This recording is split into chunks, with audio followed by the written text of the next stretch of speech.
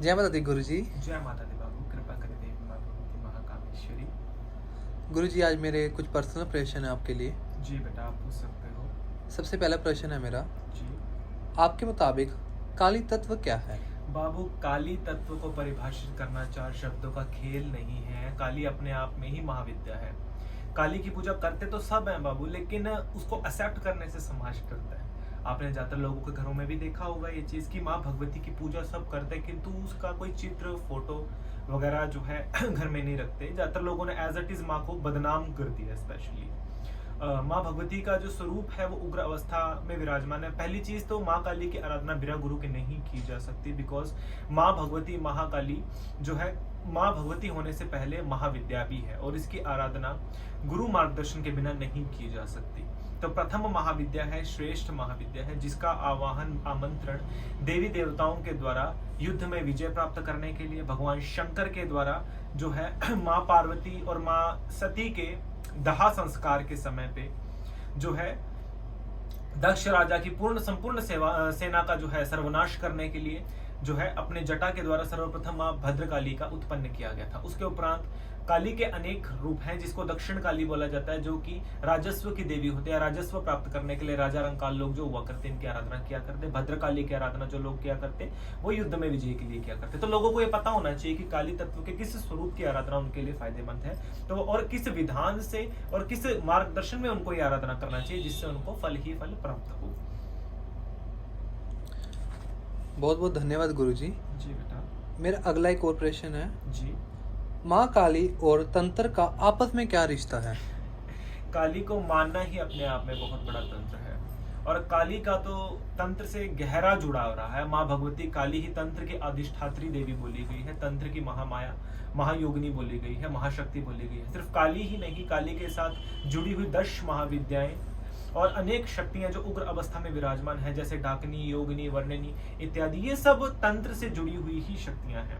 और तांत्रिक क्रियाओं की प्राप्ति के लिए सदैव से इन शक्तियों की गुप्त आराधना, गुप्त साधना सदैव से हमारे कौल मार्ग में, तंत्र मार्ग में, अघोर मार्ग में, शक्त मार्ग में की जाती रही है। तंत्र तो हर चीज में है, हर चीज में व्याप्त है। आपके शरीर के अंदर भी एक तंत्र की क्रिया चल रही है, चाहे श्वास तंत्र हो, नाड़ी तंत्र हो, पाचन तंत्र हो। आपने सुना ही होगा एज इट इज, अगर आप इसको सुनते हैं तो। वैसे ही प्रकृति का एक तंत्र है जिसको आप सिस्टम बोल सकते हो आप, है ना। और सिस्टम को सिस्टमैटिकली चलाने वाला होता है तांत्रिक। तांत्रिक से बड़ा कोई साइंटिस्ट नहीं हो सकता बेटा आज के समय में। आप तंत्र को तंत्र के अनुसार अगर समझेंगे तभी आप इसको समझ सकते हैं। सिस्टम को सिस्टमैटिकली ही आप चलाइए, तभी आप तांत्रिक बन सकते हैं। बहुत बहुत धन्यवाद फिर से। जी क्या तंत्र विद्या से किसी का नुकसान हो सकता है?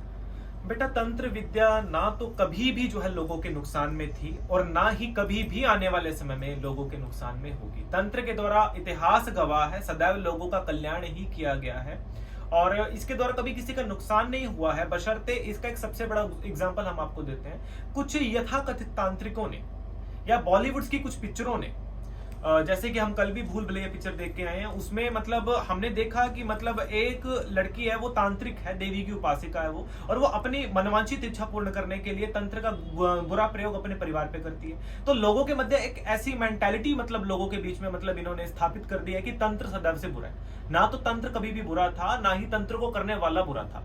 तंत्र को बुरा कहने वाले जो लोग होते हैं वो लोग होते हैं जिन्होंने सिर्फ तंत्र के एक पॉइंट ऑफ व्यू को ही मतलब लोगों के सामने दिखाया कि तंत्र से लोगों का बुरा ही होता है, कभी अच्छा नहीं होता। इसका सबसे अच्छा एग्जांपल बेटा हम आपको जो है देते हैं। आपको हम जो है AK-47 पिस्टल हम आपको देते हैं। आप अगर हम आपको बोलेंगे कि बेटा आप इससे आपको प्रोटेक्ट करना है, अपनी सोसाइटी को प्रोटेक्ट करना है, अपने लोगों को प्रोटेक्ट करना है, वहीं आप अगर यही AK-47 पिस्टल है अगर आप किसी टेररिस्ट के हाथ में अगर आप देंगे तो वही आपको हार्म करेगा। तो वही तंत्र का भाग है। यहाँ शक्तियों के द्वारा, तंत्र के द्वारा अपनी आंतरिक ऊर्जा को लोगों के नकारात्मक भाव में लगाने के लिए साधकों ने इसका प्रयोग किया और लोगों का सदैव से ही बुरा किया। इस कारण लोगों के मन में यह मेंटालिटी शो हो गई कि तंत्र बुरा है। तंत्र कभी भी बुरा नहीं था, बल्कि हमारे वैदिक सनातन संस्कृति में तो तक्षशिला, नालंदा यूनिवर्सिटी हुआ करती जो कि तंत्र के ऊपर पूरा का पूरा विद्या सिखाया करती। यूनिवर्सिटियां थी इसके ऊपर, लोग दूर दूर से आकर के हमारे भारत में तंत्र जैसी अपार विद्या को, गुप्त विद्या को सीखा करते। किंतु आज के समय में सिर्फ लोगों ने इसको एक डरावनेपन का मतलब इसके ऊपर जो है एक टैग लगा दिया है कि इसके द्वारा गलत ही हो सकता है, बुरा ही हो सकता है, अच्छा नहीं हो सकता। लेकिन ऐसा नहीं है। मंदिर को निर्माण में तंत्र की क्या भूमिका है? देखिए, मंदिर निर्माण अपने आप में ही बहुत बड़ा तंत्र है।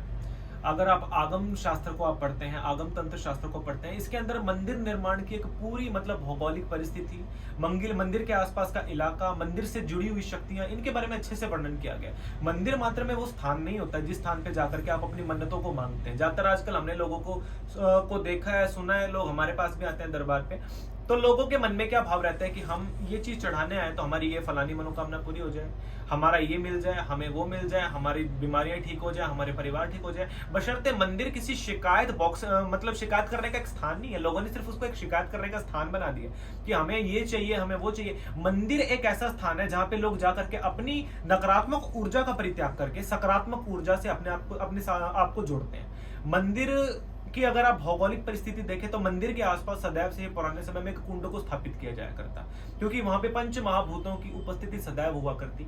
मंदिर के अंदर दिए जलाया करते, जो कि अग्नि तत्व का प्रतीक हुआ करता, जल तत्व का प्रतीक हुआ करता। मंदिर के अंदर सदैव से घंटी के ध्वनि किया जाया करता, जो कि वायु तत्व का प्रतीक हुआ करता, आत्म तत्व का प्रतीक हुआ करता। और मंदिर के जो है आंगन में सदैव से वृक्ष लगाए जाया करते, पीपल के, नीम के, जो कि माटी तत्व का प्रतीक हुआ करता। अर्थात वहां पे मनुष्य को बनाने वाली पंच महाभूत शक्तियां सदैव से विद्यमान हुआ करती।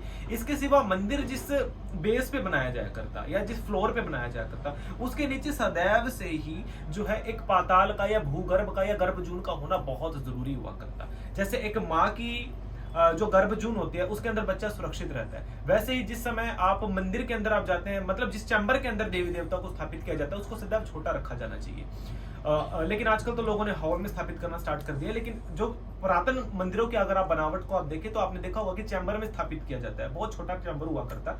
जैसे भगवान तक पहुंचने का जो रास्ता है उसमें आपकी आवश्यकताएं कम होती जाती है। जैसे एक माँ के गर्भ में बच्चा प्रोटेक्ट होता है, वैसे मंदिर में जाकर के साधक या मंदिर में पूजने वाली देवी देवता की शरण में जाकर के साधक अपने आप को प्रोटेक्टेड महसूस करता है। मंदिर के ऊपर सदैव से गुंबद स्थापित किया जाया करते, जो कि आपकी नाभि के ऊर्जा का प्रतीक हुआ करते, सौर शक्ति का प्रतीक हुआ करते, सप्त चक्र का प्रतीक हुआ करते। मंदिर के अंदर विराजमान देवी देवता की मूर्तियां और मूर्तियों का स्वभाव और मूर्तियों का स्वरूप और उसके द्वारा बनाई गई मुद्राएं। अगर मंदिर तमस्व देवी की आराधना के लिए बनाया गया है, अर्थात तामसिक देवियों की आराधना के लिए, की पूजा के लिए बनाया गया, तो मुख्य रूप में उस मंदिर में माँ धूमावती की, माँ भगवती, शमशान काली की, भद्रकाली की आराधना सदैव से की जाएगी। उस मंदिर के अंदर काली चीजों का अधिक प्रयोग किया जाएगा। मंदिर का जो मुख है वो दक्षिण द्वार की ओर उसका खुलेगा सदैव से ही। और मंदिर के अंदर जो देवी देवताओं की जो मूर्तियां होंगी वो सदैव डरावनी और विकराल स्वरूप की होंगी। इसको तमस्व मंदिर बोला जाता है। यदि इस प्रकार के मंदिर में आराधना सदैव तंत्र विद्या को मानने वाले लोग क्या करते, उसी प्रकार से जो रजस्व जो मंदिर होता है, राजशीय जो लोग, जो राजा रंकार जो लोग हुआ करते, जिसपे अन्न धन की कोई कमी नहीं हुआ करती, तो वो इस प्रकार के जो लोग हुआ करते वो सदैव से राजशीय मंदिरों की स्थापना किया करते। वो सदैव पश्चिमामुखी होकर के गेट को खोला करते। पश्चिम को सदैव से ही लक्ष्मी की दिशा बोली गई है, गणपति की दिशा बोली गई है, तो पश्चिमामुखी उस मंदिर का गेट हुआ करता। और उस मंदिर के अंदर विराजमान शक्तियां जो हैं उनको सदैव से ही सौम्य स्वरूप में दिखाया जाया करता। अभय मुद्रा, वर मुद्रा उनके हाथ में सदैव से हुआ करती।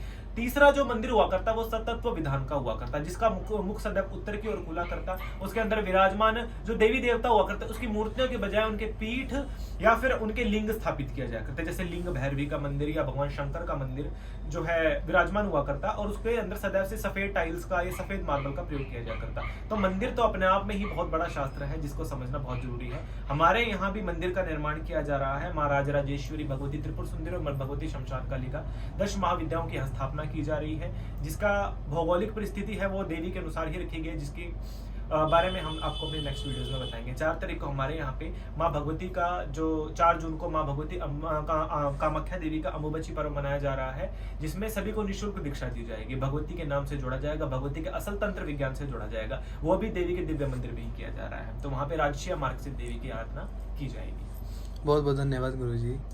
प्रश्नों के तो बहुत सारा प्रश्न भरे पड़े हैं मेरे पास। एक अगला प्रश्न है मेरा जी, देवी या देवता के मंदिर में तंत्र की क्या भूमिका है? देखो बाबू, जैसे हमने पहले ही बताया, जो देवी का जो मंदिर है वो सदैव से ही जो है अपने आप में रहा राजस्व का प्रतीक रहा है, क्योंकि देवी को सदैव से ही शत्रुमर्दिनी के स्वरूप में भी पूजा जाता है। धन, संपदा, ऐश्वर्य, विज्ञान के लिए भी उसको पूजा जाता है। प्राप्ति के लिए सदैव से देवियों की आराधना की जाती रही है। शत्रु विनाश के लिए देवियों की आराधना की जाती रही है। बशर्ते अपने सप्त चक्र की जागृति के लिए, बशर्ते योग विज्ञान के लिए महाकाल भगवान शंकर की आराधना की जाती रही है।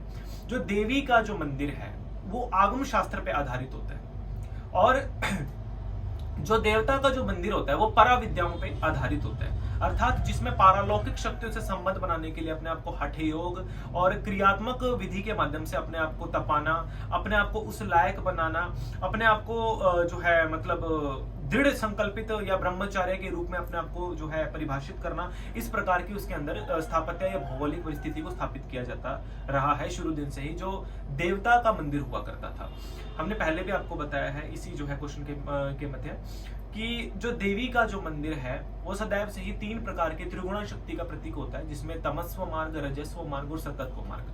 वहीं कुछ साधक जो हुआ करते वो माश्रिता मार्ग से भी देवी की आराधना किया करते। माश्रिता मार्ग या उस मार्ग को क्या बोला जाता है जिसको सौम्य उग्र मार्ग भी बोला जाता है। सौम्य उग्र या सौम्य उग्र इस प्रकार से भी इसको माना जाता है, जिसमें वो साधक जो देवी के सौम्य स्वरूप की भी आराधना करते हैं और देवी के उग्र स्वरूप की भी आराधना करते हैं। इस प्रकार के ऐसे साधक को आप जान सकते हैं कि जो एक समय पे माँ बगलामुखी की भी आराधना करता है और दूसरे समय में वो माँ त्रिपुर सुंदरी राजराजेश्वरी की भी आराधना करता है। तो इस प्रकार के जो साधक होते हैं वो मूल रूप में देवी के सौम्य उग्र स्वरूप के जो है आराधना करते हैं। वो देवी के तमस्व और रजस्व किसी भी प्रकार के मंदिर में आराधना कर सकते हैं।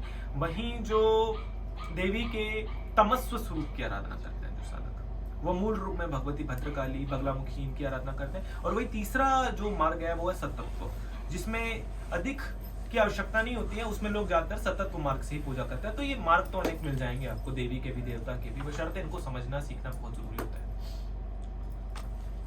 नेक्स्ट प्रश्न है मेरा, तंत्र से क्या कुछ किया जा सकता है? कुछ भी, तंत्र से कुछ भी किया जा सकता है। हमारे मार्ग के अंदर तंत्र के अंदर षटकर्म बोले गए हैं। षटकर्म अर्थात 6 प्रकार के ऐसे कर्म जो सांसारिक जरूरतों को पूरा करने के लिए सामान्य किए जाते रहे हैं। प्रथम जो इसमें होता है वो होता है मारण, मोहनम, उच्चाटनम, वशीकरणम, स्तंभनम, विद्रेषणम।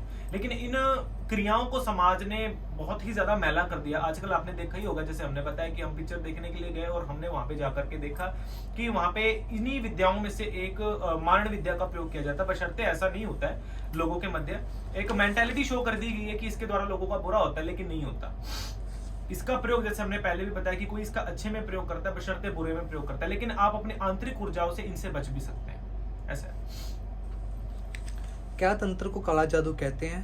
काला या जादू दोनों एक है?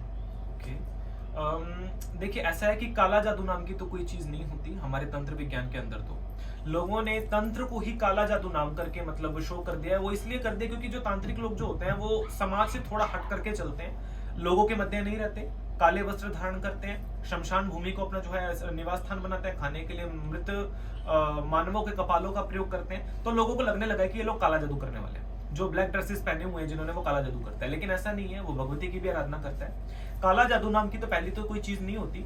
दूसरा ऐसा होता है कि कुछ लोग अपना जो संबंध होता है वो डामर शक्तियों से रखते हैं।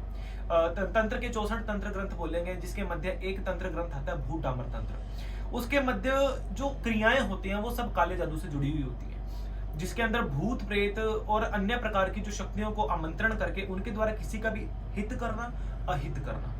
तो साधकों के द्वारा इस प्रकार की मेंटालिटी शो कर दी गई कि मतलब इसके द्वारा बुरा होता है, तो लोग समझने लगे कि काला जादू ही कर रहा है वो सामने वाला। देवी की आराधना करने वालों को भी काला जादू करने वाला बोल दिया गया। बशर्ते तंत्र में काला जादू नाम की तो कोई चीज नहीं होती, लोगों की मेंटालिटी ऐसी है। क्या पारिवारिक लोगों को तंत्र में आना चाहिए?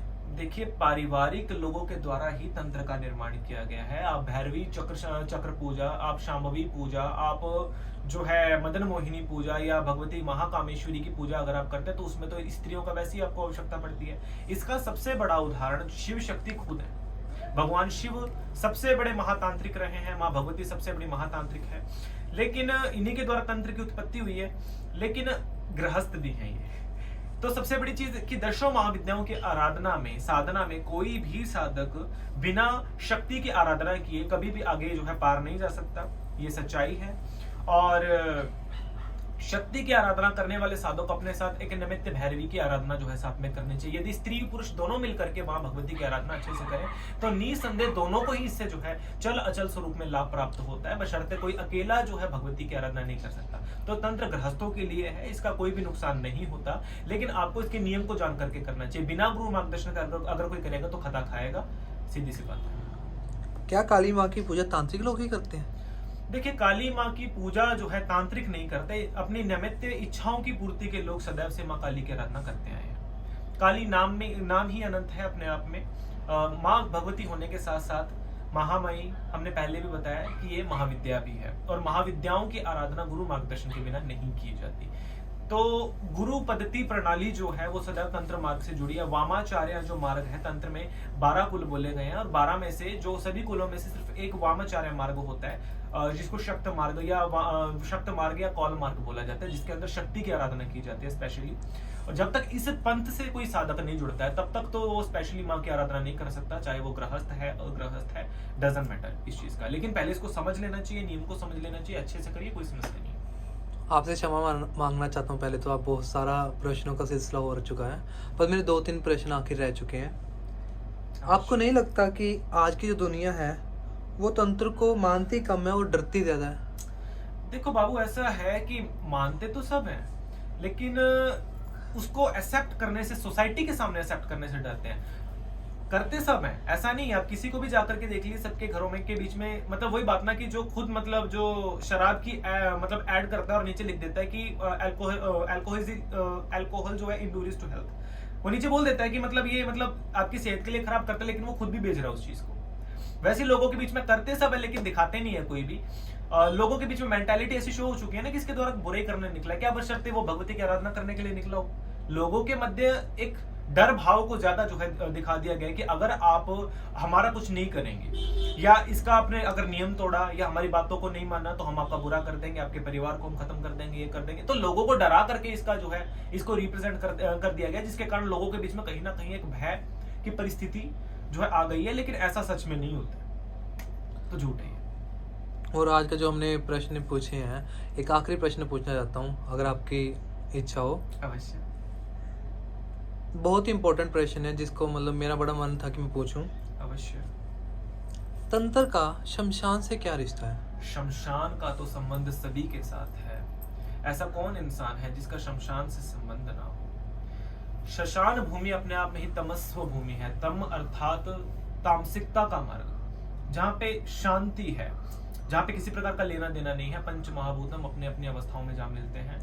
पहला रीजन तो ये है कि जो तंत्र पूजा करने वाले जो लोग होते हैं, वो मेनली शमशान में इसलिए स्थान अपना रखते हैं क्योंकि शमशान भूमि के अंदर मेनली माँ भगवती की गुप्त आराधनाएं की जाती हैं। कुछ वहां पे पंच महाभूतों की सदैव से उपस्थिति रहती है। दूसरा इसका सबसे बड़ा कारण ये है कि वहां पे आम लोग तो आते ही नहीं है, तो कोई डिस्टर्ब करने वाला नहीं होता, सबसे बड़ी चीज। तीसरा ऐसा है कि उस स्थान पे जाकर के वैसे अपने आप से मन में जो है वैराग्य की भावना उत्पन्न हो जाती है। वहां पे चिताओं को जब साधक जाकर के देखता है, तो एक समय एक राजा की मतलब चिता जल रही होती है, और दूसरे समय एक रंक की चिता चल रही होती है, तो दोनों के बीच में कोई डिफरेंस नहीं होता। बारिश पड़ती है, वो भूमि अपने आप में श्वेत हो जाती है, जो है राख रंजित रहती है सदैव से ही। शव चंदन उसके अंदर सदैव विराजमान होता है। तो जहां श्वेत हो जाए, वो सदैव से ही जो स्थान होता है वो सदैव शांति का प्रतीक हो जाता है। सफेद रंग वैसे भी शांति का प्रतीक होता है। तो इसलिए शांति प्राप्त करने के लिए, आत्मीय शांति प्राप्त करने के लिए सदैव से ही तांत्रिक, मांत्रिक, यांत्रिक अपनी भक्ति भावना को पूर्ण करने के लिए शमशान भूमि का चयन करते रहे, और ये अच्छा भी है। लेकिन आजकल तो शमशान के ऊपर भी लोगों ने अपना एकाधिकार, मौलिक अधिकार बना लिया लोगों ने कि शमशान में हम ही बैठ सकते हैं, कोई आ नहीं सकता। तो ये तो देखिए मुक्ति का धाम है, ये स्टेशन है एक आपको इस लोक से परालोक में जोड़ने का, बशर्ते आपको देखना है कि आप किस प्रकार से उस स्थान को अपने अकॉर्डिंग जो है चला सकते हैं। बहुत बहुत धन्यवाद गुरुजी, आपने अपना शुभ समय मेरे लिए निकाला आज, तो आपके आगे चाहता हूँ। अवश्य बाबू। जय माता दी। जय माता।